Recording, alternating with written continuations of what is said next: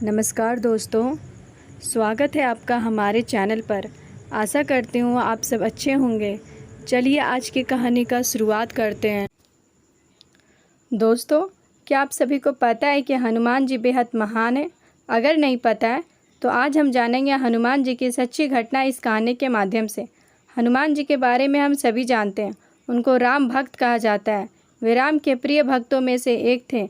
आज भारत के अंदर जगह जगह पर हनुमान जी के मंदिर बने हुए हैं और लाखों लोग हनुमान जी की पूजा करते हैं। इतना ही नहीं, हनुमान जी अपने भक्तों का कल्याण भी करते हैं। यदि आप किसी हनुमान जी के भक्त की बात करेंगे तो वह यही कहेगा कि बाबा समय समय पर कष्ट काटने के लिए आते हैं और उनकी मदद करते हैं। हनुमान जी को चिरंजीवी बताया गया है, जिसका मतलब यह है कि वह हमेशा धरती के ऊपर रहने वाले हैं या धर्म की रक्षा के लिए वे हमेशा काम करते रहेंगे। आपने देखा होगा कि राम और कृष्ण का कार्य पूर्ण हो जाने के बाद वे अपने लोकों के अंदर लौट गए, लेकिन किसी भी ग्रंथ के अंदर यह बात का जिक्र नहीं किया गया कि हनुमान जी अपने लोक को चले गए हैं। इससे यह साबित होता है कि वे यहीं पर मौजूद हैं, लेकिन वह किसी आम इंसान को दिखाई नहीं देते, बस भक्तों को ही अपने दर्शन देते हैं। यदि आप हनुमान जी के दर्शन करना चाहते हैं तो इस कार्य के अंदर राम नाम की आपकी मदद कर सकता है। बंदरों को भी हनुमान जी बहुत प्रिय हैं। यही कारण है कि राम के युग से लेकर आज तक हनुमान जी के मंदिरों के पास आपको बंदर मिल ही जाएंगे। आज हनुमान जी धरती के ऊपर होने का फ़ायदा इंसानों को मिल रहा है। मानव जीवन को सरल बनाने में वे लगे हुए हैं।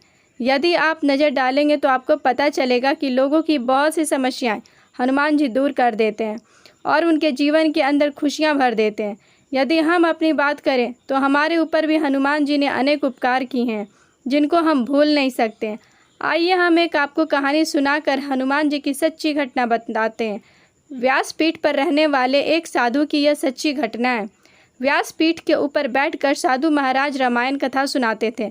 इस कथा को सुनने के लिए बहुत सारे लोग आते थे और कथा सुनकर जाते थे। कथा को आरंभ करने से पहले साधु महाराज का एक नियम था कि वह कहते थे, आइए हनुमान जी विराजिए, और उसके बाद ही कथा शुरू करते थे। वहीं पर एक व्यक्ति कथा सुनने के लिए आता था जो खुद को वैज्ञानिक समझता था। जब कई बार साधु की यह बात सुनी, उसे लगा कि यदि साधु ऐसा कहता है तो क्या सचमुच हनुमान जी आते ही होंगे। कुछ दिनों तक वैज्ञानिक के मन में चलता रहा कि यह बात पूछे या ना पूछे, लेकिन एक दिन उन्होंने साधु से पूछा कि महाराज, आप हनुमान जी को रोज़ बुलाते हैं और गद्दी के ऊपर बैठने के लिए आग्रह करते हैं, तो क्या वे सचमुच आते हैं? इसके बाद साधु ने कहा, हाँ, जब राम कथा होती है तो हनुमान जी आते हैं और राम कथा सुनने के बाद ही जाते हैं। अब वैज्ञानिक को तो सबूत चाहिए था, तो वह बोला, ऐसी बात नहीं बनेगी। यदि हनुमान जी आपके यहाँ पर आते हैं तो आपको सबूत देना होगा। हम कैसे मान लें कि हनुमान जी यहाँ पर आते हैं? उसके बाद साधु ने कहा कि आस्था और विश्वास को सबूत के साथ नहीं तौला जा सकता। यदि आपको हमारी कथा पसंद नहीं आती है तो फिर मैं बंद कर देता हूँ, या फिर आप यहाँ पर आना बंद कर सकते हैं। लेकिन यह वैज्ञानिक इस बात को कहाँ मानने वाला था। उसने कहा, आप ही तो कहते हैं कि हनुमान जी यहाँ पर कथा सुनने के लिए आते हैं। यदि ये सच है तो आपको साबित करके दिखाना चाहिए। इस प्रकार ये दोनों बीच खूब विवाद हुआ और उसके बाद साधु मान गए। उन्होंने कहा कि इस गद्दी को आपको आज घर ले जाना है, उसके बाद वापस लाना है। गद्दी को मैं यहाँ रखूँगा और हनुमान जी को मैं यहाँ पर बुलाऊँगा। इसके बाद यदि तुम इस गद्दे को उठा पाए, इसका मतलब यह होगा कि हनुमान जी नहीं आए, और यदि नहीं उठा पाए तो इसका अर्थ यह होगा कि हनुमान जी आए हैं। इस शर्त को मानने के लिए वह तैयार हो गया। उसके बाद दोनों ने अपनी अपनी शर्त रखी।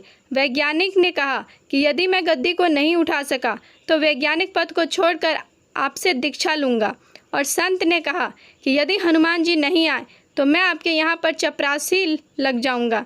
इस तरह की परीक्षा का पूरे शहर के अंदर हो गया, और जो लोग कथा सुनने के लिए नहीं आते थे वे भी आज देखने के लिए आए थे। भक्ति, प्रेम और विश्वास की परीक्षा होने वाली थी। उसके बाद गद्दी वहाँ पर रखी गई और साधु बोले, आइए महाराज पधारिए। उसके बाद साधु मन ही मन बोले कि महाराज, आज आस्था का प्रश्न है, आप रक्षा करें। उसके बाद वैज्ञानिक को बुलाया गया और उन्होंने 3 बार गद्दी को उठाने का प्रयास किया, लेकिन गद्दी 1 इंच भी नहीं हिल सकी। उसके बाद वैज्ञानिक साधुओं के पैरों में गिर पड़े और बोले, सचमुच आपकी भक्ति में सच्ची है। श्रद्धा और भक्ति से जब हम किसी देव की आराधना करते हैं तो उसके अंदर बहुत अधिक शक्ति आ जाती है। तभी तो कहा गया है कि मानो तो देव, यदि ना मानो तो पत्थर। तो दोस्तों, मैं आशा करती हूँ कि जो मैं आप सभी को समझाना चाहती थी शायद आप सभी समझ गए होंगे। इसके साथ ही मैं आप सभी से जानना चाहती हूँ कि कौन कौन मेरे हनुमान जी से प्रेम करते हैं, उन पर अपना विश्वास बनाए रखते हैं। कमेंट बॉक्स के माध्यम से हमें ज़रूर बताइएगा। वीडियो अच्छी लगी हो तो एक लाइक कर दीजिएगा और हमारे चैनल पर अगर आप नए हो तो हमारे चैनल को सब्सक्राइब कर लीजिएगा। दोस्तों, मिलते हैं कल एक नई कहानी के साथ। तब तक अपना ख्याल रखिएगा।